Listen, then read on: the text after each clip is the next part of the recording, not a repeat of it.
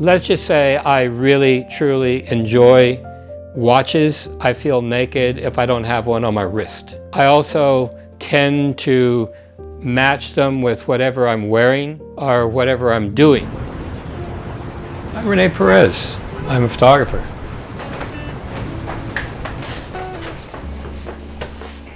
If I open up the highlight. It's not that it's sentimental, it's that I like to maintain a consistency of objects that show where I've been and how I've evolved. Photography has been my sole means of expression and income, like I say, in one form or another. Pretty much the entire 20 years I worked shooting runway, this watch was on my wrist. This is a Seiko Quartz chronograph moon phase, which I probably purchased around 82. And I really was crazy about it, and I wore it constantly until probably 2000, or even a little later, 2004, until it started acting up and nobody would repair it.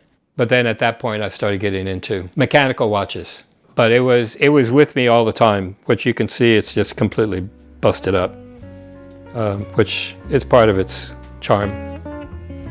I was doing my hand color work, I was doing fashion shows. That's where I remember it the most, during the fashion shows.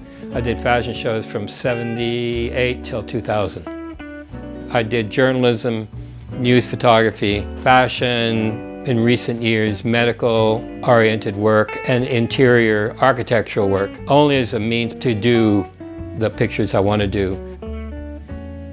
A lot of pictures of mine are not, you may not see something in it at the first glance, but when you look at it again later, hopefully you'll see more things that'll bring you back to it.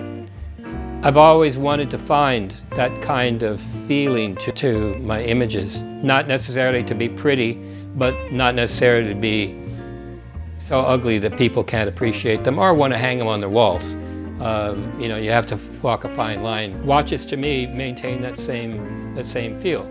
You have multiple. How do you choose a watch? How I feel?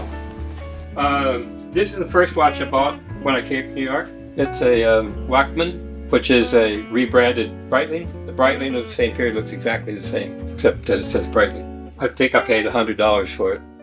I got this one cheap too, because when I got this one, everybody had gone to automatic, and when I got this one, everybody was going to quartz, so they couldn't sell them. Which one has the longest story? They all have a story of some kind. This is one that Terry brought and said, oh, I found this, it's a family watch, and 14 karat gold, I'm going to sell it for the gold. But it's missing the crystal, and the hour hand is bent, it's missing the minute hand. Howard was kind of a premier watch manufacturer in the US back in the 1850s to like 1890s.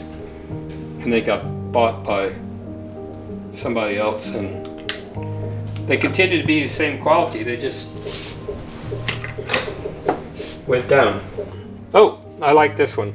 This is an Elgin, a Lord Elgin. Okay. And this one was given to, and when I got it, it was in mint condition, to J.H. Carlson for 20 years service at Firestone Service Center.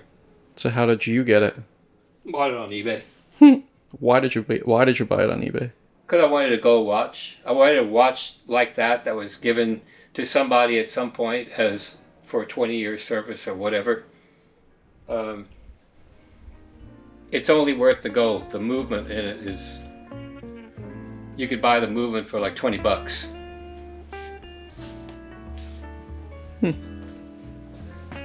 But I like it. And what were the cameras that you used while you were wearing that watch? Cooking things. Okay, so this is...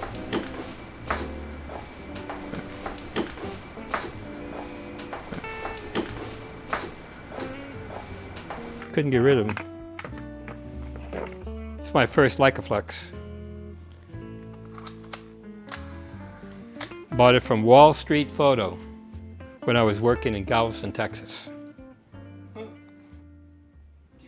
I suppose it's not that it's sentimental, it's that I like to maintain a consistency of objects that show where I've been and how I've evolved, which is why I'm working on this organizing my portfolios, because I need to know who I was and what I was trying to do so I can decide what I want to do next.